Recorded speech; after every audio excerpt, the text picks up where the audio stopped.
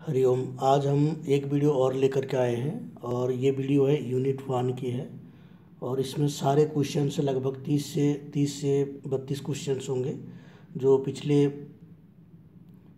3 साल में जब से सिलेबस चेंज हुआ है तब से जितने भी क्वेश्चंस आए हैं उन सारे क्वेश्चंस को हम लेकर के आए हैं और उसके साथ साथ हम यहाँ पर कुछ एक्सप्लेन भी करेंगे क्वेश्चन के साथ, आंसर सॉल्व के साथ साथ।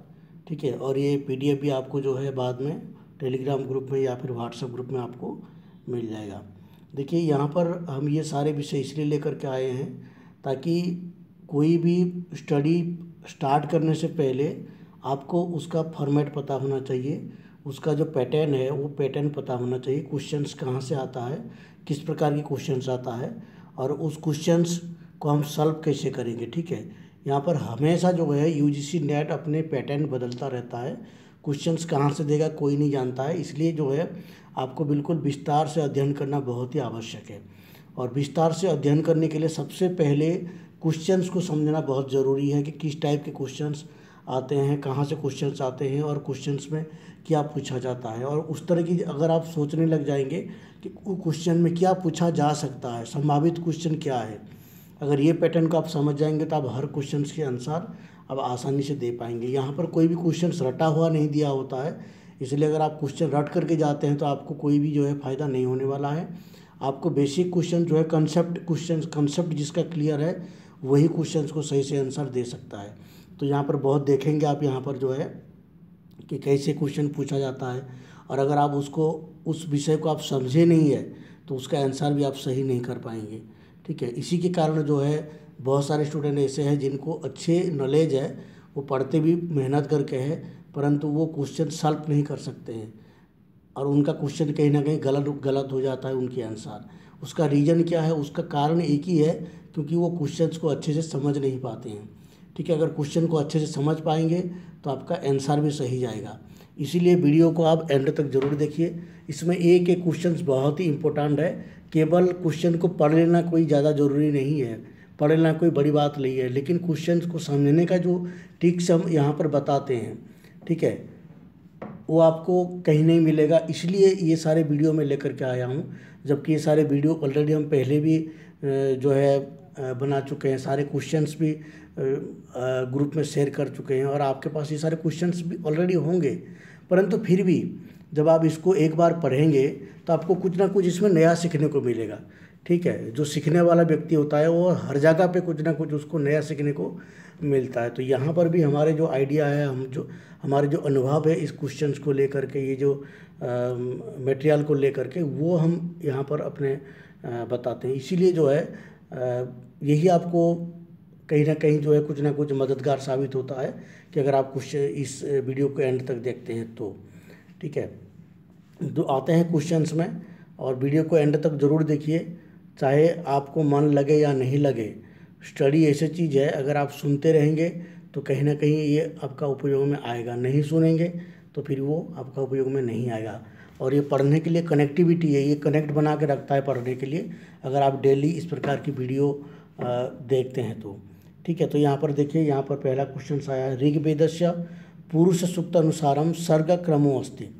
पुरुष सूक्त जो सर्ग विचार है, सर्ग विचार में 3 सूक्त आते हैं, नासदीय सूक्त, पुरुष सूक्त और हिरण्यगर्भ सूक्त है। तो उसमें इस बार जो है पुरुष सूक्त से प्रश्न पूछा गया कि इसमें क्रम क्या है।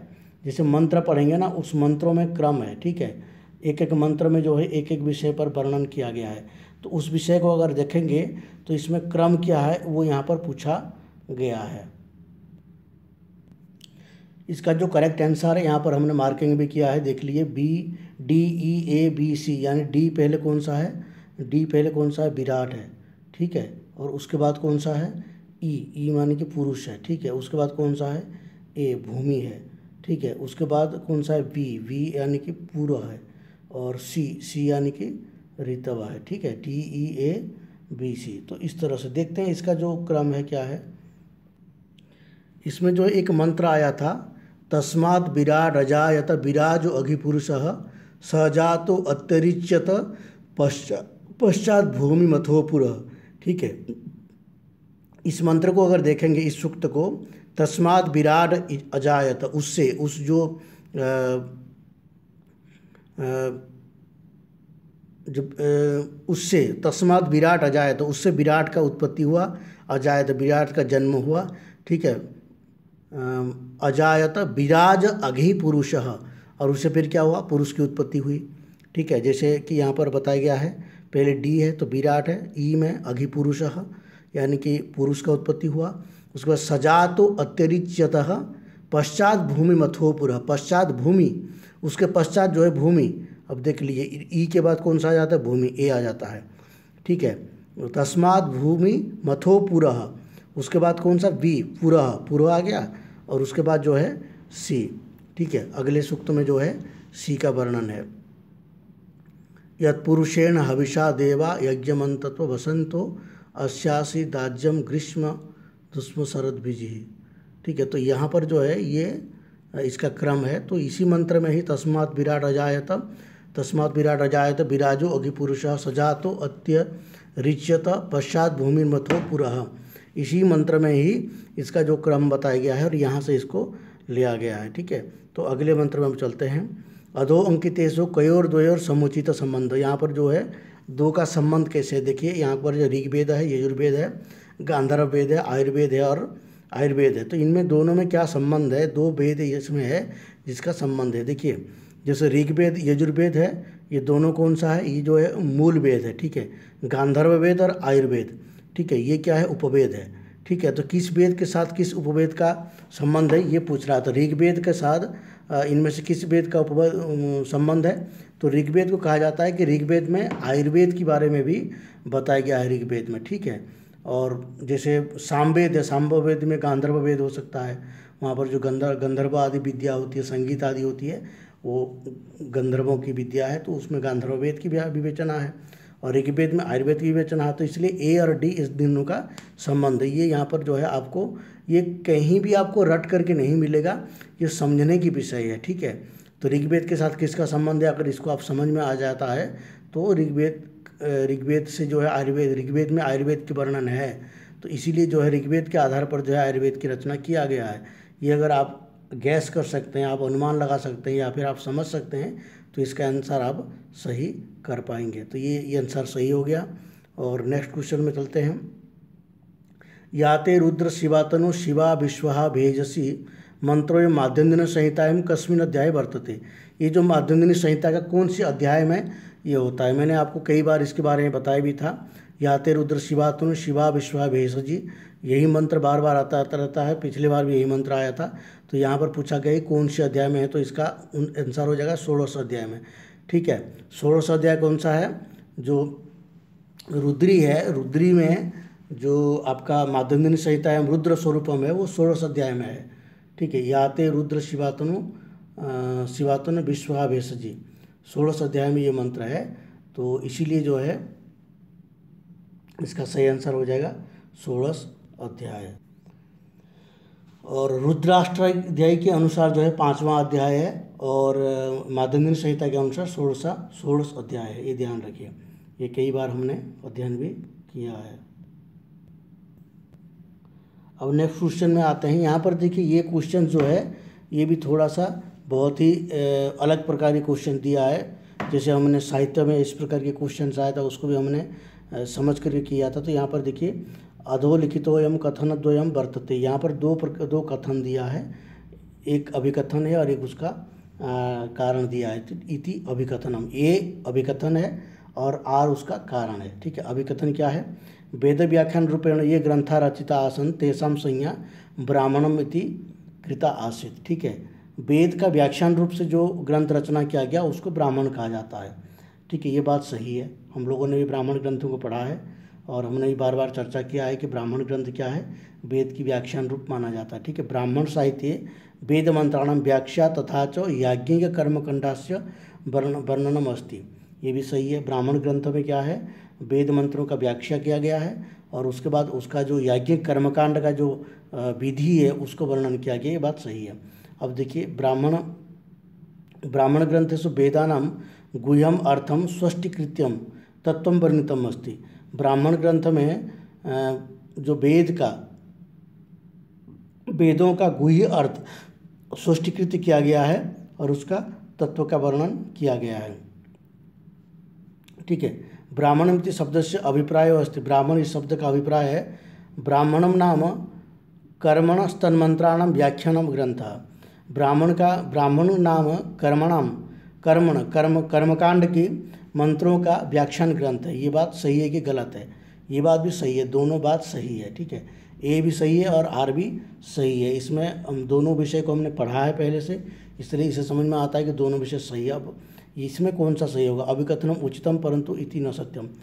ए सही है, बिल्कुल करेक्ट है, आर भी सही है, परंतु यहाँ जो प्रश्न कर रहा है, कह रहा है कि उभय कथन द्वयम, उभय कथन में ए एवं आर दोनों सत्य है, ठीक है, बात सही है, ए भी सत्य है, आर भी सत्य है। इति युक्तियुक्तम कारणम, ये ए का जो कारण है आर वो युक्तियुक्त कारण है, ठीक है। ब्राह्मण नाम कर्मण तन्मंत्राणाम व्याख्यान ग्रंथ, ये कारण है इत्यस ए का, ठीक है। ये वाला ऊपर वाला जो है आंसर सही हो रहा है। अभिकथन अगर दो को देखेंगे तो अभिकथनम उचितम, परंतु ए जो अभिकथन है वो सही है, परंतु आर जो है असत्य है, असत्य नहीं है, आर असत्य नहीं है, इसलिए आंसर नहीं होगा, ठीक है। और ए इति आर इति उभय सत्यम, परंतु हाँ ए और आर दोनों उभय सत्य है, परंतु आर जो है उचित कारण नहीं है ए का, ये बोल रहा है। तो यहाँ पर आर जो है उचित कारण है ए का, इसलिए ये भी आंसर नहीं हो सकता है, ठीक है, ठीक है। ए इति अनुचितम परंतु आर इति उचितम, ए अनुचित है, ये बोल रहा है ए अनुचित है, ऐसे नहीं है, ए उचित है, क्योंकि हमने ब्राह्मण ग्रंथों को पढ़ा है तो इसलिए ब्राह्मण स्वरूप में ये आया था और वहाँ पर हमने इसको अच्छे से पढ़े हैं कि ब्राह्मण ग्रंथ जो है उसका अर्थ क्या है, ब्राह्मणम नाम कर्मणम स्तरमंत्राणम व्याख्यान ग्रंथ, ये बिल्कुल सही है। तो इसलिए ये ऊपर वाला आंसर होगा, बाकी आंसर नहीं होगा, इससे ये ज्ञात हो जाता है, ठीक है। नेक्स्ट क्वेश्चन देखते हैं। अब यहाँ पर पूछ रहे हैं कि साकल शाखा कस्य वेदस्य वर्तते, साकल शाखा किस वेद का है ये पूछा जा रहा है, ठीक है। तो यहाँ पर जो है ऋग्वेद का इसका आंसर सही हो जाएगा। साकल है, वास्कल है, आश्वलायन है, सांख्यायन है और मांडुकायन है, ये अलग अलग शाखा है, ठीक है। तो यहाँ पर साकल शाखा किसका है? ऋग्वेद का है। तो और कौन कौन शाखा है ऋग्वेद का है? साकल शाखा है, वास्कल है, आश्वलायन शाखा है, सांख्यायन शाखा है, मांडुकायन शाखा जिनको कहते हैं। तो ये जो है ऋग्वेद का शाखा है, ठीक है। उसी प्रकार अथर्ववेद है, सामवेद और यजुर्वेद है, इन सब की शाखाएँ बहुत सारे हैं। तो इन शाखाओं के विषय में भी हमने वीडियो बनाया है, उस वीडियो को आप देख सकते हैं, ठीक है। वेदों के भाष्यकार के ऊपर जो बनाया गया है उसमें देख सकते हैं, ब्राह्मण स्वरूप में भी देख सकते हैं वेदों के बारे में, तो वहाँ पर भी काफ़ी चर्चा किया गया है। अधोंकितेषु कस्य गणना वेदांग साहित्य नास्ति, इनमें से वेदांग साहित्य कौन नहीं है ये पूछा जा रहा है। तो पहले वेदांग क्या है इसको समझना बहुत ज़रूरी है, इसलिए मैंने वेदांग के ऊपर भी एक वीडियो हमने बनाया है, ठीक है, उसको भी आप देख सकते हैं। शिक्षा, कल्प, व्याकरण, छंद, निरुक्त, ज्योतिष, ये 6 जो है वेद का षडंग माना जाता है, षडांग विशिष्ट वेदांग माना जाता है। तो शिक्षा है, कल्प है, व्याकरण है, छंद है, निरुक्त है, ज्योतिष है। तो इसमें देखिए पाणिनीय शिक्षा है, ये तो शिक्षा में आ जाता है। गाभिल गृह सूत्र और बैतान स्रोत सूत्र, ये दोनों क्या है? सूत्र है। अब सूत्र किस में आते हैं? ये कल्प ग्रंथ में आते हैं, ठीक है। कल्प में जितने भी ये सूत्र है वो सारे कल्प ग्रंथ में आ जाते हैं, ठीक है। और पिप्पलाद संहिता, एक संहिता है, तो इसलिए ये कल्प में नहीं आता है, शिक्षा में भी नहीं आता, व्याकरण तो नहीं है, छंद भी नहीं है, निरुक्त भी नहीं है, ज्योतिष भी नहीं है। असल पिप्पलाद संहिता क्या हो जाएगा? इससे अलग हो जाएगा। तो वेदांग साहित्य में नहीं आता है कौन? पिप्पलाद संहिता। अब देखिए यहाँ पर ये एक लिस्ट दिया गया है, जैसे शुल्ब सूत्र है, गृह सूत्र है, स्रोत सूत्र है, ठीक है। और इसमें जो है ये शाखा के भी सूत्र दिया, आश्वलायन शाखा में गृह सूत्र का प्राचीनतम रचनेता है। और इसमें जो शुल्ब सूत्र है, गृह सूत्र है, इनमें अलग अलग नाम दिया गया है। तो ये भी आपको जो है PDF के रूप में प्राप्त हो जाएगा।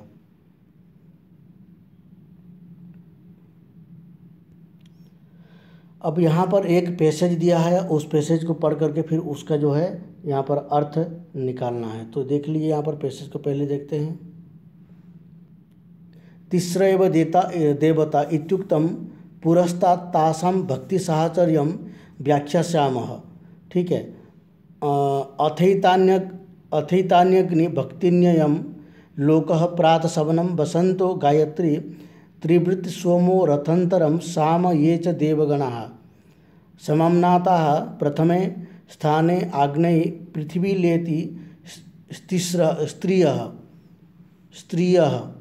अथास्य कर्मवहनं च हविषाम आवाहनम च देवतानां यच्च किंचित दार्ष्टिविषयिकम् अग्निकर्मैतत् अथास्य संस्तंभिका देवा इंद्रः सोमवरुणः पर्जन्य ऋतवः आज्ञा वैष्णवम हविर न तो अक्षंस्तभिकी दशतैषु विद्यते। ठीक है, अब इसका जो ये आया कहाँ से है, ये निरुक्त का है। ठीक है, अधोलिखित पदच्छेदम पठित्वा अधोलिखितानां प्रश्नानां उत्तरम देयम, ये निरुक्त का विषय यहाँ पर आया हुआ है। तो निरुक्त में कुछ जो है अग्नि आदि जो कर्मकांड है उसके ऊपर यहाँ पर जो है चर्चा किया गया है। ठीक है, जो यज्ञ आदि के विषय में, जैसे कुष्मा पंचमहायज्ञ आदि है तो उन सब की जैसे किया जाता है, तो उन यज्ञों के बारे में थोड़ा बहुत यहाँ पर ये निरुक्त से प्रसंग आया है। तो इसलिए इन ऐसे विषय को भी थोड़ा बहुत पढ़ के रखना चाहिए। ठीक है, जैसे यहाँ पर क्या है, प्रातः सवनम केन देवेन संबद्धम उपर्युक्त परिच्छेदानुसारम, उपयुक्त में जो परिच्छेद है वो परिच्छेद के अनुसार जो प्रातः सवनम किस देव से संबंध है। ठीक है, प्रातः सेवनम, प्रातः सवनम, देखो इस पंक्ति में देख लीजिए, अतितानग्निर्भक्ति न्ययम लोक प्रातः सवनम बसंतो गायत्री त्रिवृत सोमर्थंतरम साम ये च देवगणा समम नता प्रथम स्थान अग्नाई पृथ्वी लेत स्त्रीस्र। ठीक है, अग्निना, ठीक है, यहाँ पर भी अथित अग्निभक्ति अन्य अयम लोक प्रातः सवनम। ठीक है, अग्नि के द्वारा क्या किया जाता है, प्रातः सवन किया जाता है, लोक प्रातः सवनम। ठीक है, तो यहाँ पर प्रातः सवनम से किसका संबंध है, अग्नि का है। तो इस पदच्छेद के अनुसार जो है प्रातः सवन में अग्नि के देव के द्वारा किया जाता है प्रातः सवन, जिसे अग्निहोत्र बोलते हैं। ठीक है, और नीचे देखिए, उपर्युक्त परिच्छेदानुसारम कति देवता समाख्याता निरुक्त कारणेन, कति देवता, कितने देवता है, तो ये देखिए पहले ही है तीसरा एव देवता इत्युक्तम। ठीक है, तीसरा एव देवता, तो इसलिए 3 देवता हो गए।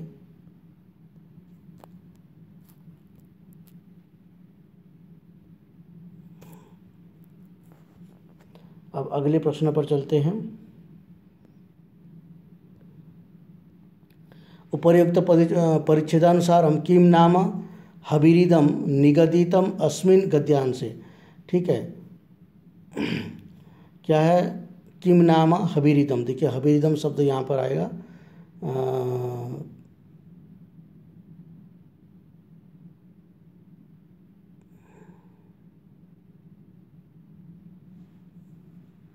उपर्युक्त परिच्छेदानुसारम किम नाम हविः इदम निगदितम अस्मिन् गद्यांशे। देखिए यहाँ पर अथास संस्तविका देवा इंद्र सोम वरुण पर्जन्य ऋतवः आज्ञावश्यवम हविः। ठीक है, हवि इदम, हवि ये पद से किसका इस गद्यांश में किसके साथ इसका कहा गया है, तो इसमें देखिए अस्तास संस्थापिका देवा इंद्रा सोम वरुण का है, पर्जन्य ऋतव का है, और अग्नावैष्णव हवि ही, अग्नावैष्णव का किसके साथ हो गया, हवि के साथ हो गया, इसलिए इसका सही आंसर हो जाएगा हवि। ठीक है, तो इस प्रकार की जो है पदों के साथ संबंध बना करके जो है इसका उत्तर जो है आप सर्च कर सकते हैं। ठीक है, कतिविधम अग्नि प्रमुख कर्म प्रक्षापितम, उपर्युक्त गद्यांश से कतिविधम प्रमुख कर्म प्रक्षापितम, यहाँ पर 2 है, कतिविधम अग्नि प्रमुख कर्म, अग्नि में प्रमुख 2 कर्म होता है, कौन कौन से कर्म है, देखिए अथैस अग्निर्भक्ति अयम लोक प्रातः सवनम बसंत गायत्री त्रिवृत सोमरथंतरम साम ये च देवगणा।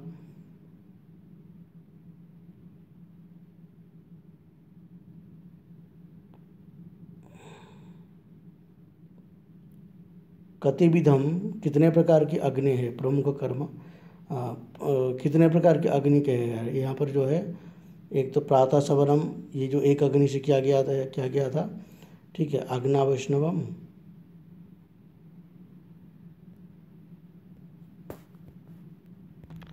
उसके बाद आता है पृथ्वी स्थानीय देवता वर्तते उपर्युक्त परिच्छेदानुसारम। पृथ्वी स्थानीय देवता कौन है इसमें, तो यहाँ पर देख लिए पृथ्वी स्थानीय देवता यहाँ पर बताया गया भी है कि यहाँ पर ये है पृथ्वी लेत स्तिस्रः।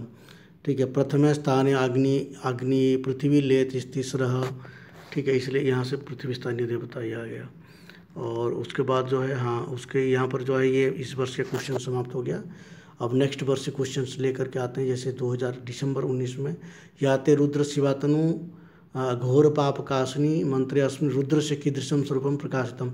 यही मंत्र इस बार ये पूछा था और पिछले साल भी यही पूछा था। इसमें जो है सर्वोदम स्वरूपम है, ठीक है। ये पहले भी हमने डिस्कशन किए हैं, वेद की जो वीडियो बनाए थे उसमें, वो देख सकते हैं। भट्ट भास्कर ने भाष्यम कृतम, भट्ट भास्कर के द्वारा कौन कौन से भाष्य किया गया है, तो इसका आंसर हो जाएगा बी और डी, ठीक है, बी और डी। तो बी में कौन आ जाता है, तैत्तिरीय संहिता, तैत्तिरीय संहिता, और डी में कौन आ जाता है, तैत्तिरीय ब्राह्मण, ठीक है। बी और डी, तैत्तिरीय संहिता, तैत्तिरीय ब्राह्मण, ये दोनों के ऊपर भट्ट भास्कर के भाष्य लिखा गया है। तो वेदों के भाष्यकार के ऊपर हमने एक वीडियो बनाया है, उसका PDF भी टेलीग्राम में उपलब्ध है, आप टेलीग्राम ग्रुप से उसको भी डाउनलोड कर सकते हैं, ठीक है। और नहीं तो आप मेरे व्हाट्सएप नंबर ले लीजिए, डिस्क्रिप्शन में मिल जाएगा, और मुझे आप व्हाट्सएप पे मैसेज कर सकते हैं। और यहाँ पर देखिए, अधस्तनेषु केन सह कस्य संबंध समुचितम तालिकाम चिनुतम, यहाँ पर किसके साथ किसका संबंध है, इसका हमने बार बार इसी क्वेश्चंस को भी उठाए हैं जब हमने वीडियो बनाए हैं। तो कस्मै देवाय हविषा विधेम, ये कौन सी उपनिषद की है, कौन सा सूक्त के संबंध है। कामदग्र समवर्तत तस्मात् विराट अजायत स्वर्गलोके न भयम किंचन नास्ति। तस्मात् विराट अजायत, अभी हमने इसका वाचन भी किया था पूर्व जो पाठ में, तो इसलिए तस्मात् विराट अजायत किसका हो जाएगा, ये हो जाएगा आपका पुरुष सूक्त का, ठीक है। तस्मात् विराट अजायत, ठीक है। ए का ए नहीं, ये सी है, तो सी का किस में चला गया, IB में, ठीक है। और उसी प्रकार जो है ए का कहाँ जा रहा है, कस्मै देवाय हविषा विधेम, कस्मै देवाय हविषा विधेम, तो हिरण्यगर्भ सूक्त का है। आप हिरण्यगर्भ सूक्त की जो ये तीनों सूक्त आप पढ़ लेंगे तो आपको ये तीनों के तीनों कॉन्सेप्ट क्लियर हो जाएगा। तो इसलिए सूक्त को बार बार अभ्यास करें ताकि सूक्त आपको याद रहे और ऐसे स्थान पर आप उसको सही मार्किंग कर पाएँ, ठीक है। और स्वर्गे लोके न भयम किंचित नास्ति, ये कठोपनिषद की है, ठीक है, बिल्कुल सीधा है। और कठोपनिषद का भी हमने वीडियो जो बनाया है नारद और सनत कुमार संवाद के ऊपर, नहीं, यमनचिकेता संवाद है इसका, तो उसमें आप उसमें बहुत सारे हमने मार्किंग किए हैं, उसको आप देखते रहिए कि ऐसे जो इम्पोर्टेंट पद है उनको परीक्षा में दिया जाता है। कामस्तदग्रे समावर्तत, ठीक है, कामस्तदग्रे समावर्तत, ये नासदेव सूक्त की है। तो नेक्स्ट क्वेश्चन में चलते हैं। तो आपो हयद बृहतिर विश्वमायन गर्भम दधाना जनयन्तिरग्निम ततो देवानां समवर्तता सुरेकः कस्मै देवाय हविषा विधेम, ये भी कस्मै देवाय हविषा विधेम, वहीं से ये कस्मै देवाय हविषा विधेम, ये सूक्त का आ रहा है। तो मंत्रे अस्मिन् बृहति इत्यस्य विशेष्य पदम किम अस्ति, विशेष्य पद क्या है, यहाँ आप है इसका विशेष्य पद, ठीक है। इसका जो व्याख्या हमने किया है वहाँ पर इसको आप देख सकते हैं, एक एक शब्द का हमने वहाँ पर व्याख्या बताए हैं। यावै भूमा तत्सुकम, यावै भूमा तत्सुकम, ये कहाँ का है, नारद सनत कुमार संवाद का है, ठीक है। छांदोग्य उपनिषद में नारद सनत कुमार संवाद आता है, यावै भूमा तत्सुकम, उसको भी हमने मार्किंग की है। नारद सनत कुमार की जो PDF आपको मिल जाएगा टेलीग्राम में, तो उसमें भी आप इसको पढ़ सकते हैं, ठीक है। नमो हिरण्यवाहवे अत्र हिरण्यवाहवे पदम कृतसम, ये आदि उदात्त है, उदात्त अनुदात्त स्वरित, इसकी जो प्रक्रिया है उसमें से इसको बता जाएगा, ठीक है। कठोपनिषद यमस्य उक्तिस्तः, यम का उक्ति कौन कौन से हैं, ठीक है। अंधम तमा प्रविशन्ति न सांप्राय प्रतिभाति बालम आत्मानं रतिनं विद्धि, ठीक है। सप्त प्राणा प्रभवन्ति तस्मात्, सप्त प्राणा ये तो नहीं है, ठीक है। तो इसमें कौन आ जाएगा, न संपराय प्रतिभाति बालम और आत्मानं रत्नम विद्धि, ये दोनों जो है यम का संवाद है। और अंधम तमा प्रविशन्ति, ये ईशावास्योपनिषद की है, ठीक है। इसलिए इन सब की भी थोड़ा थोड़ा आपको ज्ञान होना चाहिए। तो इसलिए कठोपनिषद में जो यम और नचिकेता के संवाद आया है वहाँ पर हम इसका जो है हमने व्याख्या।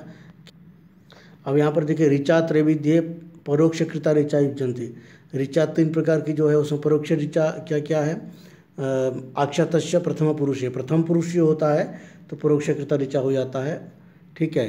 तो आप उसको जो ऋचा त्रैविध्य में जा करके देख सकते हैं, उसका वीडियो है और PDF भी है, वहाँ पर हम अच्छे से इसको व्याख्या किए हैं, वहाँ से बिल्कुल आपको कंसेप्ट क्लियर हो जाएगा, ठीक है। वर्णानाम न्यूनाधिक्य संख्याक्रम छंदसम संयोजनम क्रियताम, वर्णों के न्यूनाधिक्य क्रम से छंदों का जो है यहाँ पर करने के लिए कहा गया है। देखिए, जो छंद कितना है, 7 है, और 7 छंद में से जो सबसे पहले वो कौन सा है, ठीक है। जो गायत्री छंद है वो कितने का है, 24 का है गायत्री। उसके बाद 4 बढ़ाते जाएंगे तो इस प्रकार की जो है सभी छंद बढ़ते जाएंगे। तो इसमें क्या है, गायत्री है, उष्णिक है, अनुष्टुप है, बृहति है, पंक्ति है, त्रिष्टुप है, जगति है। ये जो 7 छंद है इनमें गायत्री 24 का है, उष्णिक भी 24 में 4 जोड़ दो 28 हो गया। उष्णिक के साथ अनुष्टुप, अनुष्टुप में क्या हो जाएगा 32 है, और बृहति में 32 में 4 जोड़ दो 32 4 34 है। और बृहति के बाद पंक्ति है, पंक्ति में 4 जोड़ दो, बृहति में 4 जोड़ दो, 36 में 4 जोड़ देंगे तो कितना हो जाएगा 40 है, 40 पंक्ति का है। और त्रिष्टुप कितना हो जाएगा 44 का है, और जगति कितना हो जाएगा 4 जोड़ दो। तो इस तरह की जो है 4 बढ़ती जाती है गायत्री में। हाँ, गायत्री से लेकर के जगती तक 4 जोड़ते जाओ तो आपका जो है छंद क्रम बन जाएगा। ठीक है, तो इसलिए देख लीजिए यहाँ पर पहले कौन सा हो जाएगा, DCAB दे रखा है ना इसके आंसर में। डी में कौन है, उष्णिक है। जैसे गायत्री, गायत्री के बाद उष्णिक है। उष्णिक में कितना हो जाता है 24 4 28। ठीक है, उसके बाद कौन सा, अनुष्टुप। अनुष्टुप इसमें दिया है, नहीं दिया है। तो बृहति, बृहति में कितना हो जाता है 32 4 36 है। ठीक है, बृहति। DC हो गया। ए में त्रिष्टुप है, बृहति के बाद पंक्ति आता है, पंक्ति के बाद त्रिष्टुप आता है। तो त्रिष्टुप में कितना हो जाएगा 40 है, और उसके बाद जगति है, जगति में 44 है। तो इस तरह से ये क्रम बन जाएगा। उसके बाद जो है, जो 2019 में जून में जो सिलेबस चेंज हुआ था और पहली बार क्वेश्चन आया था, तो वहाँ का यहाँ पर लेकर के आए हैं। यह इसे इत्यत्र प्रातिशाख्य दिशा किम विहितम। ठीक है, यहाँ पर विवृति है, विवृति स्वरभक्ति ये सब क्या है, प्रातिशाख्य से आया है, वह प्रश्न है। ठीक है, विवृति है, स्वरभक्ति है, ठीक है। तो इसलिए जो है यह इसे इत्यत्र प्रातिशाख्य दिशा किम विहितम, जो हमने विवृति का जो वीडियो बनाए हैं उसको आप जा कर के देख सकते हैं। ठीक है, यहाँ यह इसे, ये दृष्टांत भी वहाँ पर भी दिया गया है। यहाँ पर जो है यह और इसे में कोई संधि नहीं हुआ है। ठीक है, जब यहाँ पर कोई संधि नहीं हुआ है, क्यों संधि नहीं हुआ है, क्योंकि विवृति है, इसलिए यहाँ पर संधि नहीं होता। जहाँ विवृति हो तो वहाँ संधि नहीं होता है। तो प्रकृति भाव कह सकते हैं, पर प्रकृति भाव यहाँ पर है नहीं। और स्वरभक्ति, वो भी स्वरभक्ति भी नहीं है, तो इसलिए यहाँ पर क्या है, विवृति है। शुक्ल यजुर्वेद संहितायाम अध्याया संधि। शुक्ल यजुर्वेद संहिता में कितने अध्याय है, 40 अध्याय है। और इसका शुक्ल यजुर्वेद संहिता का जो 40वां अध्याय कौन सा है, ईशावास्योपनिषद है, ये ध्यान रखिए। माध्यंदन संहितायाम रुद्र सूक्ते कपर्दी इत्यत्र को अर्थ। जैसे अभी आया था रुद्र स्वरूप का, तो कपर्दी का अर्थ क्या है, जटाजुटधारी है। ये भी हमने वीडियो में काफ़ी बार चर्चा किए हैं। आग्निध्र नाम ऋत्विक कस्य गण से वर्तते। आग्निध्र नामक ऋत्विक जो है किस गण का है, तो ये ब्रह्मगण का है।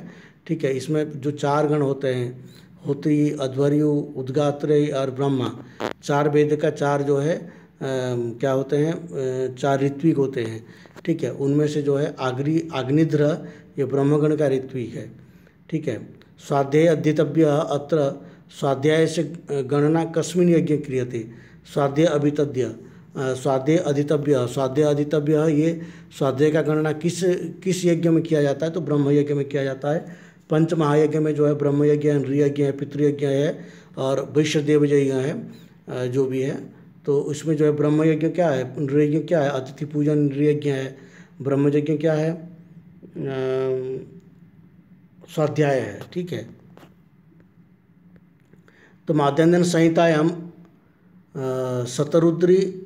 शतरुद्रीय होम मंत्र कस्मिन अध्याय उपदिष्टा। ठीक है, ये भी वही है, 16 अध्याय में आया है। माध्यंदन संहिता में शतरुद्रीय होम यज्ञ, यानी कि वही जो 16 अध्याय है माध्यंदन संहिता में जो रुद्र स्वरूप है उसी की यहाँ पर भी चर्चा हुआ है। अग्निमीड़े पुरोहितम मतलब किम छंद, यहाँ पर गायत्री छंद है, ये ध्यान रखिए।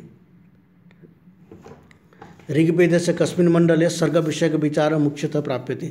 ऋग्वेद का कौन सा मंडल में स्वर्ग विषय का जो विचार प्राप्त होता है, तो यहाँ पर देखिए ऋग्वेद में कौन सा मंडल में, तो यहाँ पर दिया 10वें मंडल में। अब 10वें मंडल में कौन कौन सा है, तो वही है जो नासदीय सूक्त है, पुरुष सूक्त है और हिरण्यगर्भ सूक्त है। तीनों सूक्त जो है कहाँ प्राप्त होता है, ऋग्वेद में। ठीक है, 10वें मंडल में।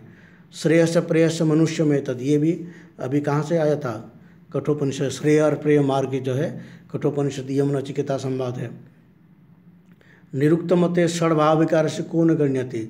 ठीक है, अस्ति जायति भव, अस्ति जायति विपरिणमते, भवति जो है नहीं होता है इसमें। ठीक है, इसमें जो 6 प्रकार के भाव विकार है निरुक्त में, ठीक है, षड्भाव विकार कहते हैं उसको।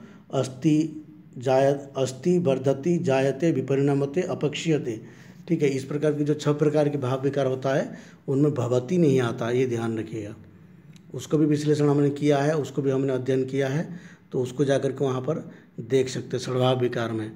तो यहीं पर जो है वीडियो को एंड करते हैं। और देखिए, वीडियो आप एंड तक देख रहे हैं तो आपको वीडियो पसंद आया या नहीं पसंद आया तो इसके बारे में आपको ज़रूर बताना चाहिए, या फिर आपको आगे कौन सी विषय में परेशानी हो रही है जिसको आप समझ नहीं पा रहे हैं वो कमेंट करके ज़रूर बताइए। तो इसलिए आप अगर कमेंट करेंगे तो हमें समझ में आया कि आप कौन सा विषय चाहते हैं। ठीक है, और लाइक करना भी ज़रूरी है, क्योंकि लाइक करेंगे तो पता चलेगा कि आपने वीडियो पसंद किया है कि नहीं किया है। और हर बात बता के तो नहीं, हर बात तो आप बता नहीं सकते हैं कि हाँ मुझे वीडियो अच्छा लगा, यहाँ पर ये कमी है, यहाँ पर ये है। जो भी आप कमेंट और लाइक करके बता सकते हैं। अगर कमेंट करेंगे तो उसमें पता चल जाएगा कि हाँ आपने वीडियो पसंद करते हैं और हमें इस टाइप की वीडियो और भी लाना चाहिए। ठीक है, हमारी जो पढ़ाने की शैली है वो स्टूडेंट को पसंद आ रहा है नहीं आ रहा है हमको कैसे पता चलेगा। इसलिए आप इसमें जो है लाइक ज़रूर करिए और कमेंट ज़रूर करिए, ताकि आपको आगे कौन सी विषय पर प्रॉब्लम हो रही है उस विषय पर वीडियो बनाना चाहिए, ये अगर आप बताएंगे तभी हम उस विषय पर वीडियो ला सकते हैं। तो इसीलिए जो है इस वीडियो को यहाँ पर एंड करते हैं और ये अपने मित्रों तक शेयर ज़रूर करिए। और हम कोशिश करेंगे कि कोई ऐसे लाइव क्लास शुरू किया जाए जिससे कि आप लोग लाइव कनेक्ट हो सकें। जो भी छात्र डेली अध्ययन कर रहे हैं तो उनको भी अगर एक क्लास अटेंड करते हैं तो एक लगता है कि हाँ मैं अध्ययन कर रहा हूँ, फिर उनको पढ़ने के लिए एक नया ऊर्जा मिलता है। ठीक है, और अकेले अकेले केवल से जो सेल्फ स्टडी करते हैं, सेल्फ स्टडी में कहीं ना कहीं प्रमाद है, आलस्य है, ये सारी चीज़ें जो है हमारे अंदर हैवी हो सकता है और उससे पढ़ाई में मन भी नहीं लगता है कभी कभी। तो इसीलिए अगर ग्रुप स्टडी होती है, आपस में कभी क्लास में जाके बैठते हैं तो मन नहीं लग रहे पर भी हम क्लास में बैठते हैं तो धीरे धीरे मन भी लगने लग जाता है। तो इसीलिए हमने विचार किया है, अभी तो हमने सारे वीडियो तो अपलोड कर दिए हैं और आपको डेली एक एक लिंक तो हम भेज नहीं सकते हैं। ठीक है, उसमें भी प्रॉब्लम होगी कि रोज़ रोज़ हमको लिंक भेजना पड़ेगा। ठीक है, अगर आप खुद देखते हैं तो कौन सा वीडियो पहले देखें कौन सा बाद में देखें ये भी आपको कन्फ्यूजन रहता है। तो इसीलिए हमने सोचा है कि एक एक टॉपिक को 5 दिन 10 दिन तक जो है एक एक यूनिट को पढ़ेंगे, कम से कम थोड़ा थोड़ा डिस्कशन कर सकते हैं कम से कम, जिससे कि कनेक्टिविटी बना रहेगा छात्रों के साथ। इसीलिए मैंने सोचा हूँ कि लाइव क्लास शुरू करेंगे। ठीक है, इस वीडियो को आप एंड तक देख रहे हैं तो अपने मित्रों को शेयर करिए ताकि वो भी हमारे लाइव क्लास में आने के वाले समय में जुड़ सकें।